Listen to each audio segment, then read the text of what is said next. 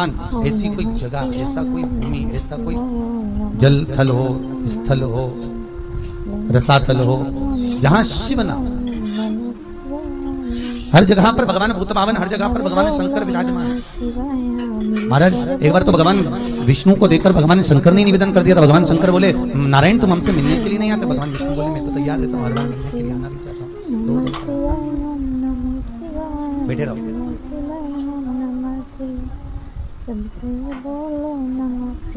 तुम दौड़ दौड़ कर आप हमसे मिलने के लिए नहीं आते? भगवान नारायण बोले, प्रभु मेरा तो बहुत मन करता है आपसे मिलने का, पर करूं तो करूं क्या? जब जब मृत्यु लोक में पृथ्वी पर मैं आपसे मिलने के लिए आता हूँ, पांव रखते ही मुझे हर कंकर में शंकर नजर आता है, हर कंकर में मुझे शिव दिखता है, हर कंकर में मुझे शंकर नजर आता है। अब जब हर कंकर में मुझे शंकर दिखता है तो मैं पांव रखूं तो रखूं कैसे? फिर मैं अपना चरण कैसे रखूं? अपना पांव रखूं तो रखूं कैसे? भगवान शिव बोले, नारायण मैं आपसे दूर नहीं रह सकते, आप मुझसे दूर नहीं रह सकते। जब हम दोनों एक दूसरे से दूर नहीं रह सकते तो केवल आपसे निवेदन है कि चरण रखने का काम ही नहीं रहे आप, जहाँ चरण का काम ही खत्म हो जाए। तो भगवान विष्णु ने भगवान शिव से पूछा, आप बताओ कि मैं क्या बनूं? भगवान शंकर बोले, नारायण आप एक काम करो, मैं आपसे दूर नहीं रह सकता, आप मुझसे दूर नहीं रह सकते, तो आप सर्प बन जाए। भगवान शिव के गले में एक सांप नजर आता है, शंकर के गले में एक सर्प होगा। दुनिया के लोगों को वो सर्प दिखता है, पर शिव महापुराण कहती है वो सर्प नहीं है। भगवान विष्णु भगवान शंकर के लिए सर्प की आकृति धारण कर लिए, क्योंकि पांव रखूंगा तो कंकर में शंकर नजर आता है, इसलिए उन्होंने सर्प बनाकर उनको अपने गले में धारण कर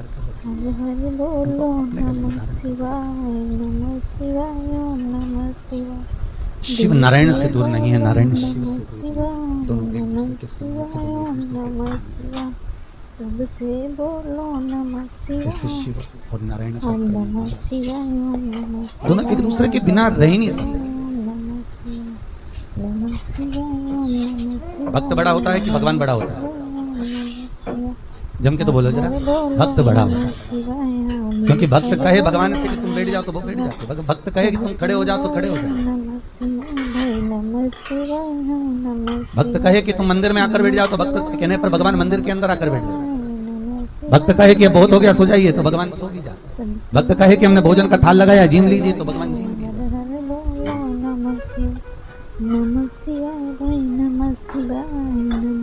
एक श्वेत नाम का राजा, कभी आप लोगों ने जिंदगी में कभी सुना हो कि मौत की भी मौत होती है? शिव महापुराण में लिखा है मृत्यु की भी मृत्यु, मौत भी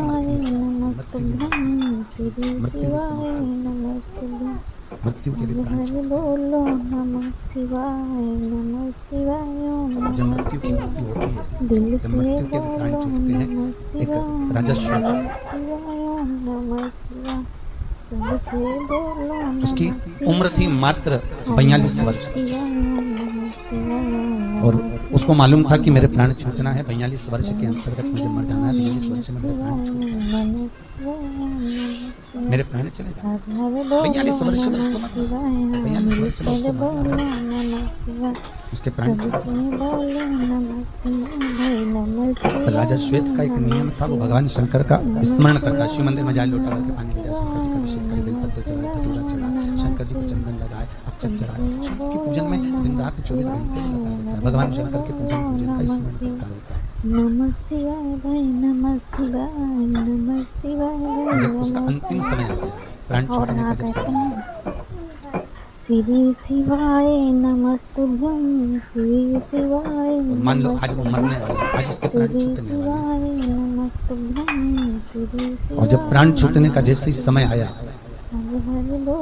धर्मराज ने यमराज से कहा कि अब इसके प्राण छूटने का समय है, इसको उठा कर लिया। धर्मराज यमराज से बोले, यमराज ने अपने यमदूतों से बोला, यमदूत नीचे गए और यमदूत मृत्यु लोक में जाकर जैसे ही उसको लेने के लिए पहुंचे, अभिषेक करा था, शंकर जी का पूजन करा था, शंकर का स्मरण करा था, शंकर के नाम का जाप कर रहा था। नमः शिव का अभिषेक, शिवाय, शिव की पूजन, नमः शिवाय, नमः शिवाय। इसको लिया जाए। हर बोलो नमः शिवाय। और बहुत ध्यान देना महाराज, जीवन का एक तात्विक सुख। सबसे 6 शास्त्र, नमः शिवाय, 18 पुराण में नमः शिवाय, नमः श्री वेद व्यास जी महाराज ने कहीं पर नहीं लिखा कि इसके करने से ये फल की प्राप्ति है कि आप ये करेंगे इससे ये मिल जाए। पर केवल एक शिव महापुराण कैसी है, जिस शिव पुराण में वेद व्यास जी ने हर पल एक एक जगह पर जीवों के लिए आनंद सुख का अनुभव कराने वाले शब्दों का संबोधन लिखा है। शिवाय, नमः शिवाय। शब्दों का संबोधन। और यहाँ कहते हैं भगवान शिव के 13 बच्चे हैं। शंकर भगवान कितने बच्चे हैं? जम के बोलिए। 13। 7 लड़के हैं, 6 लड़की भगवान शिव। शंकर के जब अपन कथा सुनेंगे तो उस कथा में एक एक क्रम में सारा संबंध आएगा कि भगवान के लड़कों का चरित्र, भगवान की बहुओं का चरित्र, भगवान की बेटियों का चरित्र, भगवान के दामादों का चरित्र, तब आएगा शिव महापुराण। मृत्यु लोक में निवास करने वाले देव अधिदेव महादेव कहलाते हैं। और जब देव अधिदेव महादेव है, जगत का बाप है, जगत का पिता है, और जो जगत का पिता है, जगत का बाप है, वो किसी को दुखी नहीं देख सकता। संत सदगुरु परमात्मा ईश्वर भगवान माता पिता, घर का बुजुर्ग, घर का बड़ा, घर का बयो, घर का वृद्ध, कभी छोटों को, अपने से जुड़े हुए जीवों को कभी दुखी नहीं देख सकता। इसलिए संत हमेशा वर प्रदान करते रहते हैं, आनंद में रहो, सुखी रहो, खुश रहो, मस्त रहो, आनंद में रहो। संत कहते रहते हैं।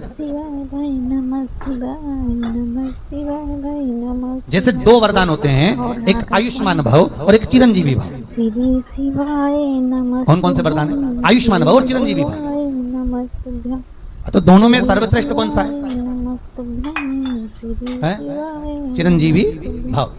आयुष्मान भव इतना प्रबल नहीं है, क्योंकि आयुष्मान भव अगर किसी ने वर दे भी दिया, कोई गुरु, कोई सदगुरु, कोई परमात्मा आया और उसने कहा आयुष्मान भव, अब तुम्हारी आयु तो बढ़ गई, और मालूम पड़े शरीर शिथिल होता गया, आयु के अनुसार ढलता गया, ढलता गया, ढलता गया, और पलंग पर पड़े हो, पर किसी सदगुरु ने, किसी संत ने, किसी गुरुजन ने, किसी साधु ने, किसी सन्यासी ने, माता पिता ने, भगवान ने आशीर्वाद दिया है आयुष्मान भव होने का। तो अब आयुष्मान भव होने का आशीर्वाद दिया है, शरीर सही होने का थोड़ी ना दिया। उम्र तो बढ़ गई और मालूम पड़े शरीर पलंग पे पड़ा हुआ है, सड़ रहे हैं, गल रहे हैं, और डॉक्टर से प्रार्थना कर रहे हैं महाराज इनका क्या होगा। डॉक्टर कह रहा घर पे ले जाओ, अंतिम सांसें चल रही, और मालूम पड़े 1.5 साल निकल गए। बहू ने रोज गोबर लीप के नीचे सुलाया, अम्मा फिर जिंदा हो गई, मरी ना रही। तो किसी ने पूछा इसके तो प्राणी नहीं छूट रहा है, क्योंकि इसको वर मिला है कौन सा? आयुष्मान भव। इसको ये वर नहीं मिला कि इसका शरीर स्वस्थ हो, इसको वर जो मिला है वो आयुष्मान होने का। आयुष्मान मतलब आयु बढ़े, मरे ना। अब भले वो पलंग पे पड़ी रहे, भले वो बिस्तर पे पड़ी रहे, पर आयु तो मिली है ना। अब आयु मिली है तो काटते रहो, पड़े रहो, सड़ते रहो। अब कहीं हाथ से चलता काम नहीं बन रहा, पाँव से काम नहीं बन रहा, कमर टूटी जा रही, हाथ दुखे जा रहे, और सर नहीं रहा, काम बन नहीं रहा, चलते फिरे ना जलते फिरे, ना जाते फिरे ना आते फिरे, और पड़ा हुआ, तो आयुष्मान भव होने का। पर कोई संत, कोई सदगुरु, कोई परमात्मा, कोई बड़े जन अगर आशीर्वाद दे चिरंजीवी भव, तो चिरंजीवी भव का मतलब है कि जब तक जीवित रहो तब तक भगवान का भजन करते रहो, कथा सत्संग सुनते रहो, संत सदगुरुओं के चरणों में जाते रहो, और भगवान का पूजन करते करते जैसे अभी हो ऐसे किसी मरते समय भी तुम शरीर से कष्ट ना भोगो। आयु रहे तुम्हारी, पर जैसे हो वैसे की वैसे ही परमात्मा के धाम चले जाओ, जैसे हो।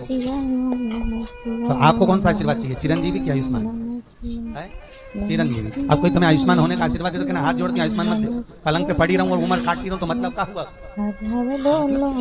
ये नहीं चाहिए सब कि पलंग पर पड़े पड़े समय निकालो। मैं जितना जीऊं भगवान का भजन करती करती जीऊं, जितना परमात्मा का स्मरण करती रहूं, जितना परमात्मा के मंत्र जाप, जीवन बस भगवान की भक्ति करता रहे, भगवान के भजन और